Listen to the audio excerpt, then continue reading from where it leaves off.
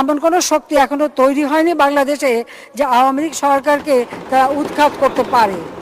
দেখতে দেখতে 15 বছর, সামনে আরো 5 বছর, মানুষ বাঁচে কয় বছর?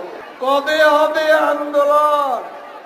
এই বছর না ওই বছর? রোজার পর না কোরবানির পর? অবশেষে বৈষম্য বিরোধী ছাত্রদের অসহযোগ আন্দোলনের তোপে পদত্যাগ করে দেশ ছাড়তে বাধ্য হলেন শেখ হাসিনা। বেলা 2:30 নাগাদ সামরিক হেলিকপ্টার 7682 নিয়ে সপরিবারে গণভবন থেকে বেরিয়ে যান। আরে এরা কারা? কোত্থেকে এলো এরা?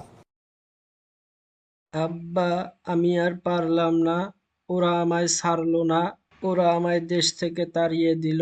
তুমি রিয়েলিটি মানে নাও, তুমি রিয়েলিটি মানে নাও। এদিক চিন্তা ভাবনা না করে নিজের মানুষকে বাঁচাও, কারণ আমি জানি 12টা তোমার বেজে গেছে।